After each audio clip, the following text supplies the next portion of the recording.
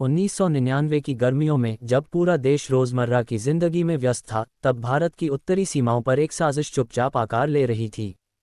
जम्मू कश्मीर के कारगिल सेक्टर में नियंत्रण रेखा के पार से दुश्मन सेना और आतंकियों ने सर्दियों में खाली की गई भारतीय चौकियों पर कब्जा कर लिया। ऊंचाई 16 से 18,000 फीट माइनस तापमान और दुर्गम पहाड़, यही वह इलाका था जहां भारत को अपनी सबसे कठिन लड़ाइयों में से एक लड़नी थी।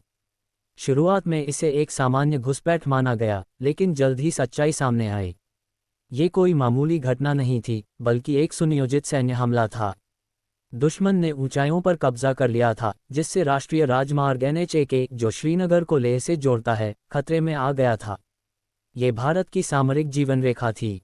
भारत सरकार और सेना के सामने दो बड़े सवाल थे: घुसपैठ की गंभीरता और जवाब की रणनीति।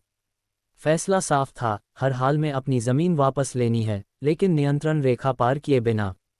इसी मिशन को नाम दिया गया ऑपरेशन विजय। भारतीय सेना के लिए ये युद्ध सामान्य नहीं था। दुश्मन ऊपर था, भारतीय जवान नीचे। हर कदम पर गोलियां, चट्टानें और बर्फ। सप्लाई पहुंचाना मुश्किल, सांस लेना मुश्किल, लेकिन हौसले अधिक।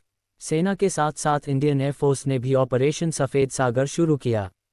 पहली बार इतनी ऊंचाई पर हवाई हमले किए गए।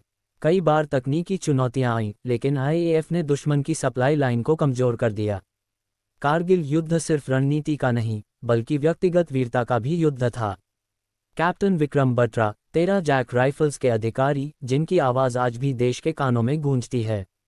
ये दिल मांगे मोह। उन्होंने .5140 और .4875 जैसे अहम ठिकानों को वापस लेने में निर्णायक भूमिका निभाई और अंततः देश के लिए सर्वोच्च बलिदान दिया। Lieutenant Manoj Kumar Pandey, grenadier Yogendra Singh Yadav, rifleman Sanjay Kumar, ऐसे अनगिनत नाम हैं जिन्होंने मौत की परवाह किए बिना पहाड़ों पर चढ़ाई की। ग्रेनेडियर योगेंद्र सिंह यादव गंभीर रूप से घायल होने के बावजूद दुश्मन की बंकर तक पहुंचे और मिशन को सफल बनाया। ये सिर्फ कहानियां नहीं, ये सच्चे उदाहरण हैं भारतीय सैनिक के साहस के। दिन रात की लड़ाई, भारी नुकसान, लेकिन हर जीती हुई चोटी के साथ भारत एक कदम आगे बढ़ता गया। जुलाई 1999 तक भारतीय सेना ने अधिकतर अहम ठिकानों को वापस ले लिया। अंतर्राष्ट्रीय दबाव भी बढ़ा और अंततः दुश्मन को पीछे हटना पड़ा। 26 जुलाई 1999 वह दिन जब भारत ने आधिकारिक रूप से कारगिल वॉर में जीत की घोषणा की। आज ये दिन कारगिल विजय दिवस के रूप में मनाया जाता है।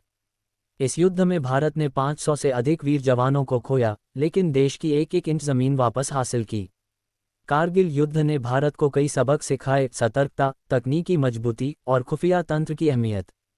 इसके बाद सेना के ढांचे, निगरानी सिस्टम और सीमा सुरक्षा में बड़े बदलाव किए गए।